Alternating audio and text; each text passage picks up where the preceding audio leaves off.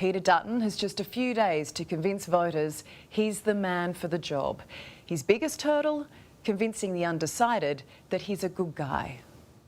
Mr Dutton, really nice to see you. Thanks for your time. Pleasure. Thank you. So Kathleen, the desperate mum of Audrey Griffin, she wants to know why our leaders aren't stepping up. Well, I think Audrey's circumstance and the circumstance for many other women, it's just completely and utterly unacceptable. It's a part of our culture that needs to be addressed. I can't think of a higher priority for us as a country than for leaders across parties, across states and territories in the Commonwealth coming together to work out how we stop this scourge, because these cases are just horrific. See, and when you say it's a priority, and we've heard both sides of politics say that, we've rarely heard it mentioned until in this last week. We haven't seen a lot of money thrown at the problem. So how do you say it is honestly a priority? Well, we've announced, as you know, additional funding this week that builds on top of $3.5 billion. I established the Australian Centre to Counter Child Exploitation. So there are many angles to the treatment of women, the demeaning of women, sexual assault, financial coercion, and there are many aspects to it, which is why I think my point that everybody needs to be at the table to work out what we can do to turn the dial and to change the culture. 23 years ago, you stood up as an ex-Queensland cop and gave your maiden speech in Parliament. The boisterous minority and the politically correct seem to have a disproportionate say in public debate today. What does 2 decades in Canberra do to a person's perspective? Well, you can see what it does to them physically. It's been a hard 23 years. I think, look, I had 10 years as a police officer, and you have to remind yourself that you're there supporting a victim of crime in probably the most horrific moment in their life. And you have to show compassion, and you need to show determination and dedication. In that circumstance, I was always conscious of not losing perspective there.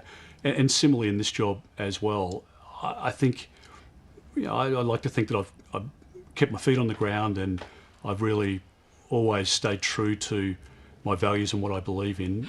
People are still trying to figure you out. Yeah. Why is it so hard for you to convince them of the funny, sensitive guy that your family and friends talk about? Look, I just think people make their judgments, and sometimes it's fairly or unfairly.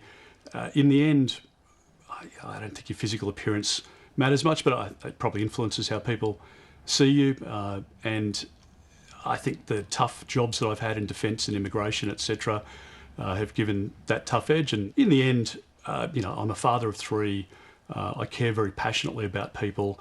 And when you look at the tough decisions I've taken, the kicking out of sex offenders and people who had committed acts of sexual assault against children, by getting rid of them out of the country, I think, I was proud of the fact that it probably saved a number of Australian women from falling victim to that offender again. Now, so here then goes that problem, right? Because if women then should be leaning in and applauding that kind of strength, but it's not what's happening. And you've got, and it's not all women, but particularly those of working age, they don't seem to like you.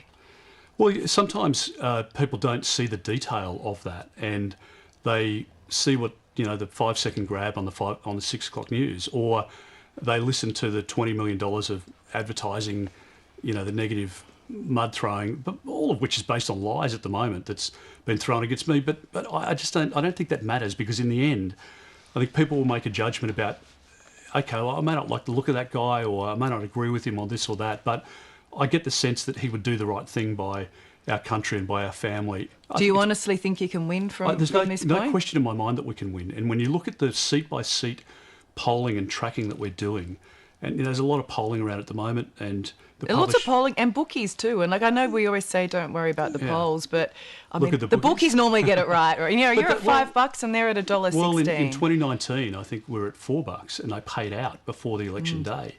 So Bill Shorten was definitely going to be the Prime Minister. And as it turned out, that wasn't the case. Bill Shorten lost.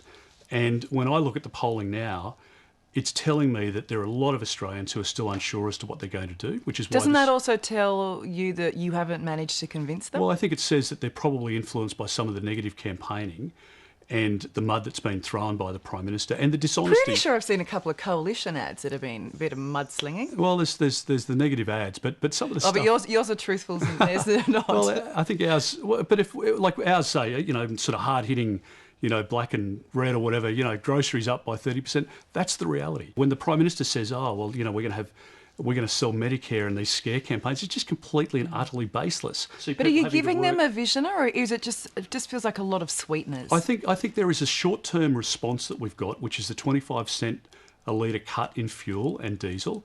There's the $1,200 tax rebate to help people now. The bigger picture, the bigger vision for the country is what's underlying the increase in food prices and the 35% increase in insurance. What have we got to do to fix that up so that those pressures don't continue on? Do you still think nuclear power is the answer? Very much so. And I look at what is happening in 19 of the top 20 economies in the world at the moment. They're either signed up to or they're using nuclear now. Australia is the only big economy that hasn't signed up to nuclear. It's zero emissions. It's 44% cheaper than Labor's renewables only But policy. I think this is your drama, because I don't think anyone actually believes it's going to cost what you say it's going to cost. There hasn't been a major infrastructure project in this country that's come in on budget. But my point in relation to our claim around 44% cheaper, it's been done by the best independent economist in the country, who's been used by Labor governments. And the reason that you know that you can place some faith in it is that the Labor Party has never disputed the claim. So in years to come, say, grandkids of yours, if you're blessed to have them come to you and say, not just yet. So I hope the kids are watching in a few years' time. In a few years' time. Yes. But if they do come to you and say, Pop, why are there so many bushfires and floods? What do you say to them? Well, I say to them that climate change can be a factor in that, but also we live in a country which has been well documented for thousands of years before we got here in terms of flooding plains and the bushfires and the devastation of flood and cyclone. But they are more frequent and they tend to be more severe. If your main motivation at this election, regardless of how old you are, is how do we address climate change and how do we reduce our emissions, nuclear energy is the solution that people are looking for. I think that the reality is replacing some of the emotion. And if the wind and solar was free, as the Prime Minister tells Australians, your power bills wouldn't have gone up by $1,300. You're making a lot of promises. Are you trying to buy the job? No, we're not. We're saying that there's no sense travelling the country for the last 3 years, listening to people in tears saying we need help now, and then not doing anything about it. And so it costs money to cut the fuel tax by 25 cents a litre. But we've done it. And we've done it because we want to help people immediately. How's your relationship with Scott Morrison? It's good.